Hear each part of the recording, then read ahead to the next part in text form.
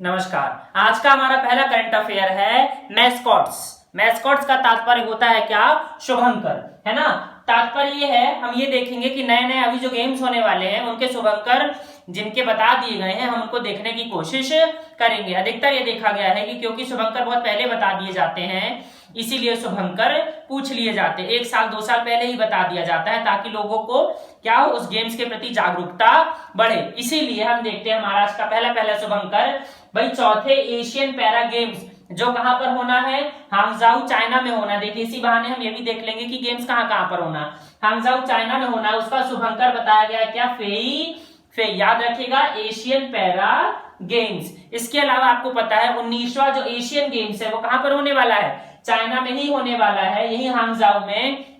मैंने आपको कुछ दिन पहले बताया भी था जब इसकी मैस्कॉट की घोषणा हुई थी कि जो 3 रोबोट्स हैं, गुड़िया हैं छोटी छोटी, जिन्हें हम द स्मार्ट ट्रिपलेट्स के नाम से जानते हैं, इसे क्या बनाया गया है? एशियन गेम्स 2022 का मैस्कॉट मतलब शुभंकर, जिसके नाम भी हैं कैंग कैंग, लियन लियन और चैन चैन। कौन से नंबर का है भाई? 19वें नंबर का एशियन गेम्स होगा। पहला पहला कहां पर हुआ था? 1951 में दिल्ली में आयोजित किया गया था। भारत देश में 2 बार आयोजित किया जा चुका है एशियन गेम्स, चाइना में भी 2 बार आयोजित किया जा चुका है।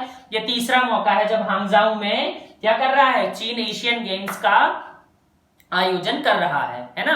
नेक्स्ट चलते हैं। नेक्स्ट देखिए, विंटर ओलंपिक जो होने वाले हैं 2022 में, उसका जो मैस्कॉट है वो है बिंग ड्वेन ड्वेन। ये पांडा है, ठीक है, जाइंट पांडा, काफी फेमस है ना। कहां पर होना है? बीजिंग में होना। उसके अलावा पैरा ओलंपिक ही होना, इसी के साथ में होना है। उसका कौन है भाई मैस्कॉट? वह श्वेन रॉन रॉन, ठीक है। श्वेन रॉन के एक लैंप है, लालटेन होती है चीन में, उसे, है ना, उसे कहा गया श्वेन रॉन रॉन।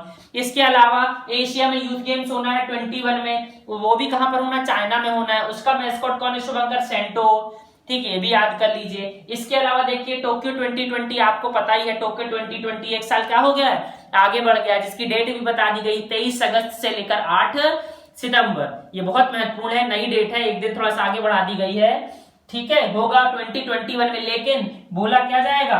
टोक्यो 2020। ये याद रखिएगा, ये क्वेश्चन आने की प्रबल संभावना बनती है। इसका कौन था भाई मैस्कॉट? मेराइटोवा और शोमेती। अंत में हम भारत देश का एक देख लेते हैं भाई। नेशनल गेम्स होने वाले हमारे यहाँ पर 2020 में, कहां पर होने वाले? गोवा में होने वाले। तो गोवा की जो स्टेट बर्ड है बुलबुल, उसी का नाम है रूबीगुला। उसी को नेशनल गेम्स 2020 जो गोवा में आयोजित होना है उसका क्या बनाया गया है? शुभंकर या मैस्कॉट बनाया गया है। इस तरह से हमने हाल फिलहाल में जितने नए नए शुभंकर हैं जो जिनके पूछे जाने की संभावनाएं सबसे ज्यादा बनती हैं उसको हमने देख लिया। अभी जो हुआ फेई फेई वो कौन सा था? Asian para Olympic. और महत्वपूर्ण कौन सा? नेशनल गेम्स वाला, भारत वाला, गोवा। कौन? रूबी गुला, है ना। हम चलते हैं अपने नेक्स्ट करंट अफेयर की तरफ। नेक्स्ट हमारे पास ये है ICAR, Indian council of agriculture and research के द्वारा एक वही टनल बनाई गई है। वैसी टनल आपको पता है जैसे सबसे पहले भोपाल में बनाई गई थी कि चारों तरफ से उसको पैक कर देना पॉलिथीन से, उसके बाद ऊपर क्या करना? फॉग बरसाना। फॉग में क्या है? जो सैनिटाइजेशन के लिए जो केमिकल्स लगते हैं उनको फॉग में रूपांतरित कर देना और 20 सेकंड तक नीचे खड़े रहना ताकि व्यक्ति सैनिटाइज हो जाए, जितने जर्म्स है वो मर जाए और ऊपर एक हल्की सी लेयर चढ़ जाए। तो उसी वहीं पर ICAR के द्वारा, ठीक है, किसान मंत्रालय के द्वारा ये tunnel Pusa detecting and sanitization tunnel बनाई गई है ना। नेक्स्ट हमारे पास करंट अफेयर है RBI के द्वारा क्या किया गया है? Mapusa urban cooperative bank of Goa limited का लाइसेंस रद्द कर दिया गया है। इसमें ये देखा गया है कि इनके पास इतनी पर्याप्त पूंजी नहीं है कि अपने क्या कर सकें, अपने कामों का संचालन कर सकें और जनता के जो पैसे उन्हें रिफंड कर सकें, इसीलिए इसका लाइसेंस रद्द कर दिया गया। किसी बैंक के लिए बहुत शर्म की बात होती है उसका लाइसेंस रद्द कर देना, मतलब उसका जीवन ही अब क्या हो गया? समाप्त हो गया उस बैंक का, है ना। हम बढ़ते हैं आगे, है ना। आगे देखिए इंटरनेशनल वेटलिफ्टिंग फेडरेशन जिसका मुख्यालय बुडापेस्ट हंगरी में है और जिसकी स्थापना 1905 में की गई थी, इसके अध्यक्ष जो कि 20 साल से अध्यक्ष थे, इनका नाम था तामस अजान। इन्होंने क्या दे दिया? इस्तीफा दे दिया। क्यों? इनके ऊपर काफी दिनों से भ्रष्टाचार के आरोप लग रहे थे, डोपिंग के आरोप लग रहे थे, इसीलिए इन्होंने क्या कर दिया? अब इस्तीफा दे दिया, है ना। काफी उम्र दराज में 80+ हैं। उनकी जगह पर अब कौन है?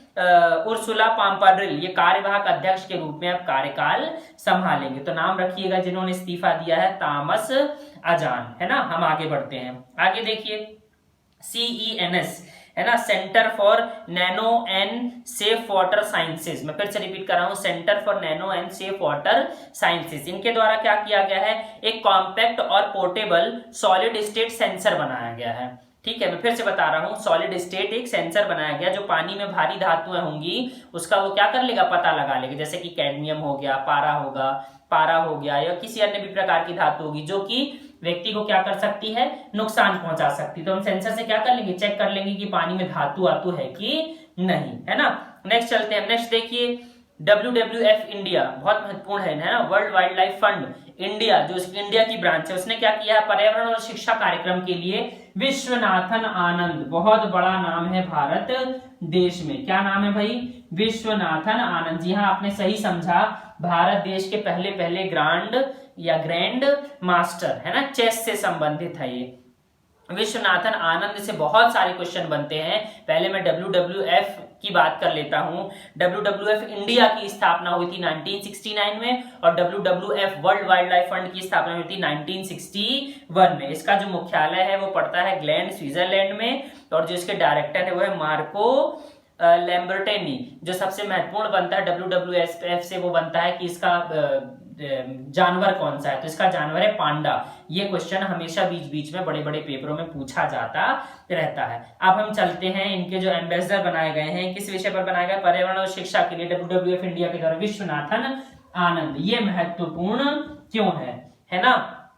देखिए, इनको बहुत सारे पुरस्कार मिले हैं भारत देश में। आपको पता होगा मध्य प्रदेश लोक सेवा आयोग में डायरेक्ट पूछ लिया जाता है कि बताइए ऐसे कौन से खिलाड़ी हैं जिन्हें अर्जुन पुरस्कार, खेल रत्न पुरस्कार, पद्मश्री, पद्म विभूषण सबसे नवाजा गया है। यहाँ तक कि ये भी पूछ लिया गया कि सचिन तेंदुलकर को अर्जुन अवार्ड कब दिया गया। देखिए कितना डीप क्वेश्चन पूछा गया। इसका तात्पर्य ये है, आयोग ये चाह रहा है कि जो बड़ी बड़ी हस्तियां हैं जिनका योगदान भारत देश की खेल प्रतिभा में रहा है उनको हम जाने कि क्या उनको कौन कौन से पुरस्कार मिले और कब कब मिले, कब कब उनका योगदान कैसा रहा है। तो देखिए हम इनकी बात कर लेते हैं, लगे हाथ आज। विश्वनाथन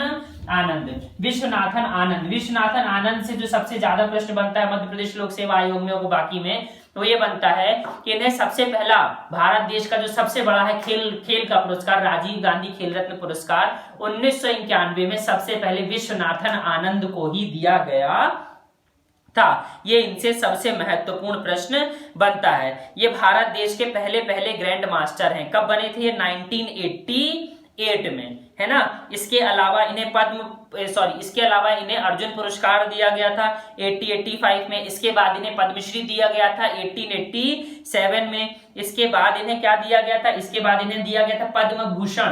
कब दिया गया था, सन 2000 में, है ना। और सबसे जो महत्वपूर्ण है, ये पहले ऐसे खिलाड़ी हैं जो पद्म विभूषण से सम्मानित किए गए हैं। इन्हें कब दिया गया था, ये दिया गया था 2007 में। तो याद रखिए, मैं फिर से रिपीट कर रहा हूं, पहले ऐसे स्पोर्ट्स पर्सन है भारत देश के जिन्हें पद्म विभूषण, है ना। पद्म विभूषण क्या है, भारत देश का दूसरा सर्वोच्च नागरिक सम्मान है। सबसे बड़ा क्या है भाई, भारत रत्न। उससे नीचे क्या है, पद्म विभूषण, है ना, दूसरे नंबर वाला। तो पद्म विभूषण से सम्मानित होने वाले ये पहले व्यक्ति हैं। कौन है, विश्वनाथन आनंद। और भारत रत्न पाने वाले एकमात्र स्पोर्ट्स पर्सन कौन है भाई, सचिन तेंदुलकर, है ना। तो विश्वनाथन आनंद का बहुत बड़ा योगदान। आप देख रहे हैं बहुत सारे ग्रैंड मास्टर्स कम उम्र में भी भारत देश से निकल रहे हैं। वो शायद इसीलिए निकल रहे हैं क्योंकि उनके सामने एक विश्वनाथन आनंद जैसा एक बड़ा चेहरा है जिन्होंने विश्व में क्या किया है, भारत देश का नाम चेस जैसी चीजों में रोशन किया है। आप भी कुछ ऐसे गेम खेलिए जिसमें ज्यादा संसाधनों की उपलब्धता नहीं होती है, तो आप भी बड़े बड़े मंचों पर भारत देश का क्या करिए, प्रतिनिधित्व करिए, है ना। हम बढ़ते हैं आगे देखिए, हमारे पास एक करंट अफेयर है। केरल में एक त्योहार मनाया जाता है त्रिशूर पूरम उत्सव। बहुत महत्वपूर्ण है ये। क्यों महत्वपूर्ण है, क्योंकि इसे कहा जाता है मदर ऑफ ऑल फेस्टिवल। ठीक है, कहां पर, केरल में। तो केरल का क्वेश्चन ये बन सकता है कि केरल का मदर ऑफ ऑल फेस्टिवल कौन सा कहा जाता है। तो ये कहा जाता है त्रिशूर पूरम उत्सव। नया साल स्टार्ट होता है, उसकी उपलक्ष्य पर मनाया जाता है। काफी वैभव से, काफी भीड़ भाड़ हो जाती है, तो वही कोरोना की वजह से भीड़ भाड़ ना हो इसीलिए ये त्रिशूल उत्सव क्या कर दिया गया है, टाल दिया गया है। ठीक है, पहली बार है ऐसा कि ये रद्द हुआ है। ठीक है, हम आगे बढ़ते हैं। आगे देखिए चीन ने फिर से हमारी मदद करी है। चीन ने हमें 6.5 करोड़ एक रैपिड एंटीबॉडी टेस्ट की किट और आरएनए एक्सट्रैक्शन की किट हमें दी है। तो हम क्या करेंगे, पहले हम रैपिड में एक्शन हम चाह रहे हैं। देखिए कोरोना से लड़ने का एकमात्र तरीका टेस्टिंग, जितनी ज्यादा हम टेस्टिंग करेंगे उतना ज्यादा हम पता कर पाएंगे कि हाँ इस व्यक्ति को नहीं है तो आप अलग हो जाइए घर के अंदर, और इस व्यक्ति को है तो आप क्या होइए, क्वारंटाइन हो जाइए या आइसोलेट हो जाइए। सबसे एकमात्र तरीका सबसे अच्छा है, इसीलिए राहुल गांधी ने भी टेस्टिंग पर ही ज्यादा जोर दिया, जैसा कि आपने कल सुना था राहुल गांधी के बयान पर। बहुत दिनों के बाद वो आम जनता के सामने आए थे, है ना। तो चाइना ने हमें 6.5 लाख क्या दिया है, रैपिड एंटीबॉडी टेस्ट की किट दी है, और क्या दिया है, आरएनए एक्सट्रैक्शन की किट दी है। तो हम जल्दी जल्दी इनसे टेस्ट करेंगे। इसमें अगर हमें संदेह मिलता है तो हम जैसे पर्टिकुलर टेस्ट होता है जो टेस्ट किट है उसमें थोड़ा सा टाइम लगता है, हम उस कंडीशन से इस टेस्ट को करेंगे, फिर हम पता करेंगे कि हाँ ये व्यक्ति कोरोना पॉजिटिव है या नहीं। इसके पहले आपको पता होगा 1.5 lakh PPE personal protection kits भी चाइना के द्वारा भारत देश को दी गई थी, मतलब हमने खरीदी थी, कहने का तात्पर्य है। ठीक है, अब हम बढ़ते हैं आगे हमारे नेक्स्ट करंट अफेयर की तरफ। छत्तीसगढ़ सरकार ने क्या किया है, एक सीजी हॉट, है ना, एक सीजी हॉट नाम का एक ऐप जारी किया गया। हॉट मतलब हॉर्टिकल्चर, है ना, ताकि फलों और सब्जियों के जो विक्रेता हैं वो इस ऐप से जुड़ सकें और आम जनता तक घरों तक क्या करें, चीजों को पहुंचा सके लॉकडाउन के समय पे। इसके बाद देखिए दक्षिण कोरिया में चुनाव हुआ था। तो दक्षिण कोरिया में जो पार्टी है, जो राष्ट्रपति थे मून जे इन की पार्टी, डेमोक्रेटिक पार्टी फिर से विजयी हुई है।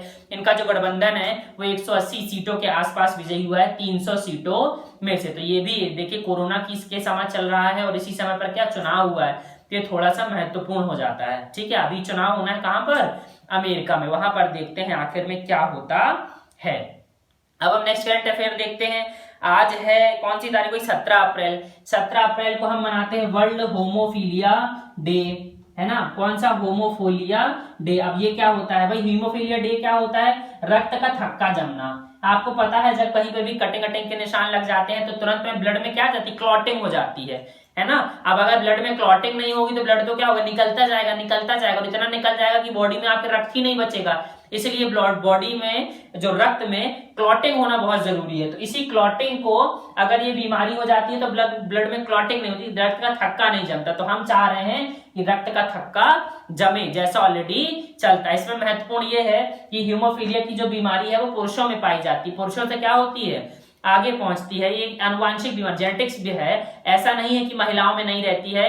महिला कैरियर का काम करती है, मतलब महिला, मान लीजिए एक महिला है, उनके पिताजी को था तो उस महिला को तो नहीं है लेकिन उसके बच्चे को हो सकता। महिला एज अ कैरियर उसमें कार्य कर सकती है। तो महत्वपूर्ण है, याद रखिएगा 17 तारीख क्या, वर्ल्ड होमोफीलिया डे, बहुत महत्वपूर्ण है। ये मनाया जाता है फेडरेशन ऑफ होमोफीलिया के द्वारा। इसके जो संस्थापक थे फ्रैंक श्नाबेल, इन्हीं की याद में ये मनाया जाता है 17 अप्रैल को। इस साल की इसकी थीम है गेट प्लस इन्वॉल्व्ड, है ना। ये महत्वपूर्ण बन सकता है, गेट प्लस इन्वॉल्व्ड, है ना। ये इसकी क्या है, थीम है वर्ल्ड होमोफीलिया डे की।